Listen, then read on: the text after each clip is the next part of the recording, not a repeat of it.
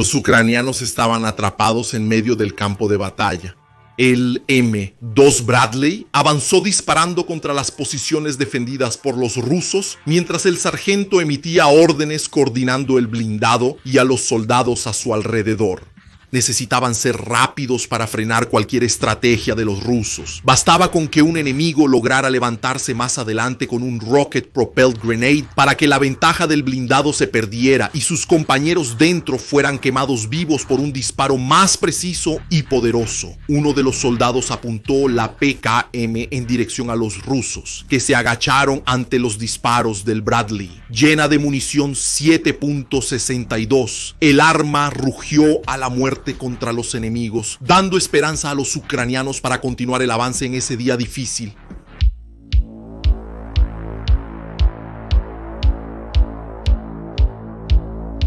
La mitad del año 2023 ya pasó. El verano se extendía y ya empezaba a mirar hacia el horizonte para despedirse y dejar que llegara el otoño.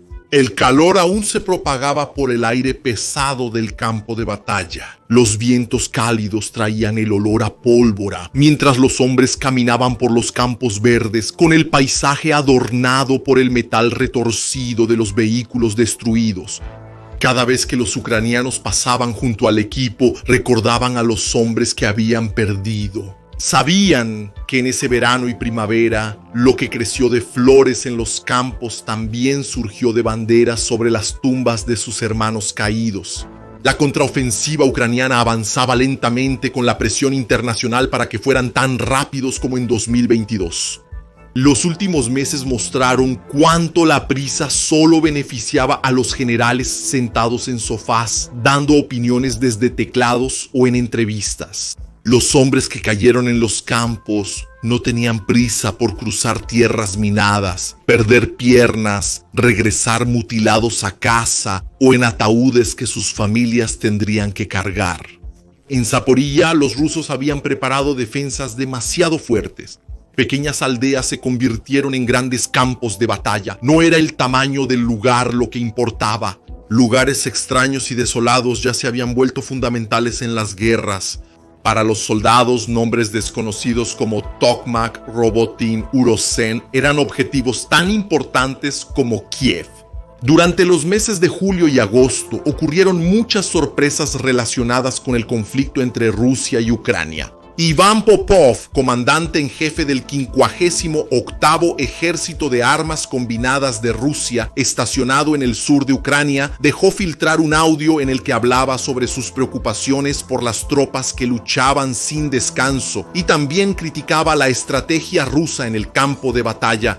El mayor general planteó cuestiones sobre la falta de fuego de contrabatería, estaciones de reconocimiento de artillería y como resultado esto llevaba a la muerte de soldados de las Fuerzas Armadas de Rusia a pesar de que los rusos tenían una ventaja total en ese momento. El mando ruso escuchó atentamente las críticas y tomó medidas. Destituyó a Popov del mando y lo envió a Siria. Los ucranianos no se detuvieron a celebrar la noticia que circuló entre tantos canales rusos. La artillería y las defensas seguían causándoles muertes y un mar de dificultades para dominar los pequeños pueblos. Hubo más motivos para celebrar acciones como finalmente tener la capacidad de atacar a los rusos en su propio territorio. Los drones atravesaron el viento y el mar para alcanzar objetivos rusos. Fue desde el cielo que aparecieron para incendiar aviones en lugares tan distantes como 600 kilómetros de Kiev.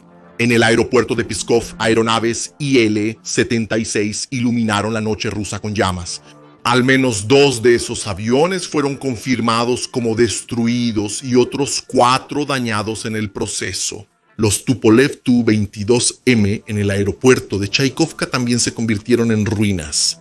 Rusia perdió más de $200 millones en estos eventos. Está claro que todo esto no salió ileso. Rusia tenía un poder de fuego inmenso y por lo tanto Ucrania sufrió su peor ataque de drones desde la primavera. Las armas mortales volaron por el país. No todas fueron derribadas, lo que causó la muerte de 2 civiles, confirmados después del caos y el miedo por la caída de los instrumentos letales. Los misiles fueron lanzados precisamente por aviones Tu-22 supersónicos. Además, los drones Shahed iraníes estaban siendo reemplazados por su versión rusa, el Geran-2. Estas máquinas de muerte volaban hacia un camino sin retorno con el único objetivo de destruir. Con una longitud de 3,5 metros, un peso de aproximadamente 200 kilogramos y una envergadura de 2,5 metros, los Shahed alcanzaron velocidades superiores a 185 kilómetros por hora, descendiendo sobre los objetivos ucranianos. Equipos como el S-300 eran una de las defensas para interceptar el mal causado por estas máquinas. Pero los ucranianos aún no tenían tiempo de celebrar, necesitaban continuar. La única estrategia posible era avanzar, pasando por sus cementerios de vehículos y agregando a los noticieros y al mapa del mundo el nombre de otra pequeña ciudad que sería la capital del infierno por días o semanas. Los tanques necesitaban avanzar sobre las defensas rusas antes de que los propios rusos reforzaran las defensas que estaban después de las primeras.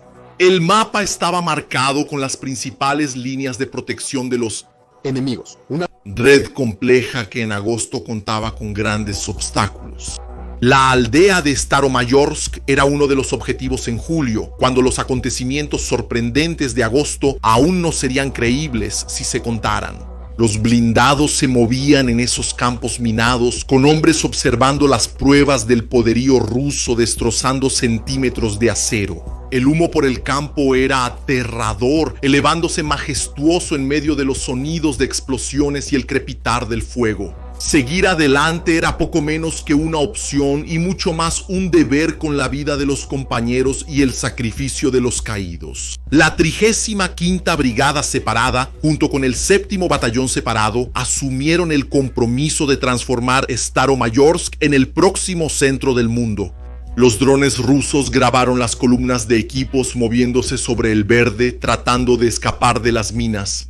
La artillería apuntó al grupo que se sometía al ataque peligroso, alcanzando a los menos afortunados y dejando a muchos de los hombres en una posición desesperada en medio del campo. Bajo fuego, los soldados vieron cómo continuaban las explosiones, cerrando los ojos mientras solo la suerte decidía si el próximo proyectil de 155 milímetros caería sobre sus cabezas. Irónicamente, la única protección a veces era solo los cráteres de las explosiones. Dependían de una tripulación valiente para atravesar ese terreno de tierra en el que el diablo había contratado a los rusos para convertirlo en una sucursal del infierno. Los más afortunados lograron salir del lugar todavía con el olor a humo en las narices y el miedo corriendo por la sangre. Los Max Pro, aún intactos, continuaban su camino. Uno de esos vehículos resistentes a podía contar con una ametralladora blindada montada en el techo con calibre de 7.62 milímetros o 12.7 milímetros. Los rusos escondidos en la maleza veían cómo la munición pesada golpeaba todo al frente, arrancando el verde de los árboles y el rojo de los hombres. Cuando los blindados dejaron de moverse, los soldados salieron hacia la maleza buscando a los rusos en las trincheras. Las máquinas al lado daban cobertura para los grandes campos abiertos. Del otro lado era solo cuerpo a cuerpo con los enemigos escondidos entre las hojas. El oponente apenas se veía entre los árboles que formaban las defensas. Como la artillería no había convertido todo el lugar en un terreno árido todavía, los ucranianos necesitaban avanzar con pasos cuidadosos. Bajo la tutela de los drones, intentaban alcanzar los agujeros donde los rusos se escondían. Algunas partes todavía tenían árboles, pero otras eran solo el retrato de la destrucción. A veces los hombres se veían atrapados en algunos puntos con ametralladoras evitando el avance. Tenían suerte cuando el líder del escuadrón podía contar con algún Bradley que los acompañaba con la M242 Bushmaster de 25 milímetros disparando contra los rusos. Eso cuando el vehículo tenía suerte de no ser alcanzado por ningún misil guiado antitanque. Las PKM de los ucranianos funcionaron para acorralar aún más a los rusos, que buscaban protección desesperadamente en la poca maleza alrededor de la trinchera o dentro de los agujeros. Para mala suerte de los defensores, cuando los ucranianos ya estaban dentro de las defensas, era difícil mantener la cohesión. Muchos de los rusos intentaron huir corriendo bajo la protección de la vegetación. La mirada del dron estaba atenta sobre ellos, avisando a la artillería que nadie debía salir. Los sueños de retroceder hacia la seguridad se transformaron en humo apestoso sobre sangre fresca. ¿Mantener? Tampoco era fácil mantener las trincheras tomadas. Los rusos tenían la ubicación precisa de los lugares que defendían. Tan pronto como era posible, comenzaban a lanzar todo lo que tenían. Un MTD-12 Raptor era capaz de causar un gran daño a los ucranianos atrincherados. Los soldados avanzaron sospechando que el fuego llegaría pronto. Uno de esos equipos podía lanzarles la muerte directamente a una distancia de 3 kilómetros justo desde las cercanías de Staromayorsk. El dron ruso observó, ayudando a corregir la puntería de la venganza que caería sobre quienes habían tomado las trincheras. Los ucranianos seguían avanzando con su trabajo bajo la presión inevitable. Retiraron las minas dejadas por los rusos y buscaron trampas. La artillería empezó a caer más adelante y los hombres vieron que los rusos aún no habían sido capaces de corregir la puntería adecuadamente. Los disparos se fueron acercando cada vez más, obligando a los ucranianos a detenerse. El próximo. Un proyectil de 100 milímetros estalló frente a los soldados, lanzando toda la tierra de la trinchera como una avalancha sobre los hombres. Sepultado en una tumba cavada a base de pólvora, el soldado tuvo que contener el terror mientras los demás cavaban hacia él para sacarlo con vida.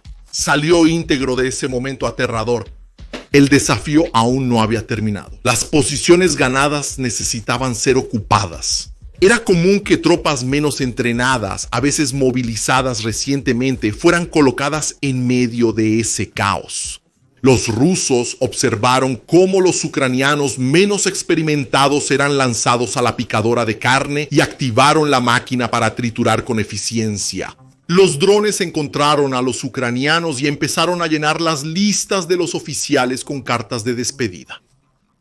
La entrada en Staromayorsk no fue menos dolorosa. La artillería rusa era eficiente para acabar con cualquier tipo de blindado que hubiera sido proporcionado a los ucranianos. Los vehículos turcos Kirp y Kazak II fueron convertidos en una pila de metal retorcido justo en la entrada de la ciudad. La llegada fue difícil para los ucranianos. Sus blindados fueron detectados rápidamente por los rusos.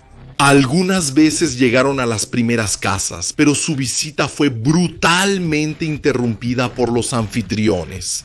Los soldados seguían avanzando. Cualquier oportunidad de acercamiento también generaba oportunidades de ataque.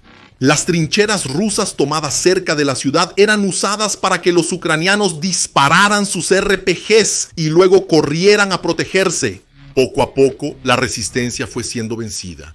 Los hombres entraron en Mayorsk buscando a los rusos escondidos entre las casas. El enemigo podría estar en cualquier parte. De ahí la necesidad de disparar dentro de todos los posibles escondites para acabar de una vez con la resistencia. Los rusos vieron esos avances y ejercieron su venganza de la misma manera. Los bombardeos derribaron lo que quedaba de las casas. No podían dejar que los ucranianos se establecieran en la región, o los dejarían muy cerca de otras posiciones importantes. Aún así, a finales de julio de 2023, la pequeña ciudad fue tomada y la bandera ucraniana fue izada por los soldados. Estar en Mayorsk seguiría siendo motivo de disputa y tumba para rusos y ucranianos. Los días de combate por pueblos hasta entonces desconocidos para el mundo no terminaban. Si los nombres de los lugares tal vez quedaran registrados en la historia, los nombres de los soldados que murieron por sus países en este conflicto quizás no tuvieran el mismo destaque, convirtiéndose solo en un recuerdo en un portarretratos o en una tumba y en un eterno pesar en el corazón de sus familiares. Lo que los libros de historia no registran para siempre muchas veces aún no tiene el mismo peso ni el mismo valor que el recuerdo que queda en la nostalgia del corazón.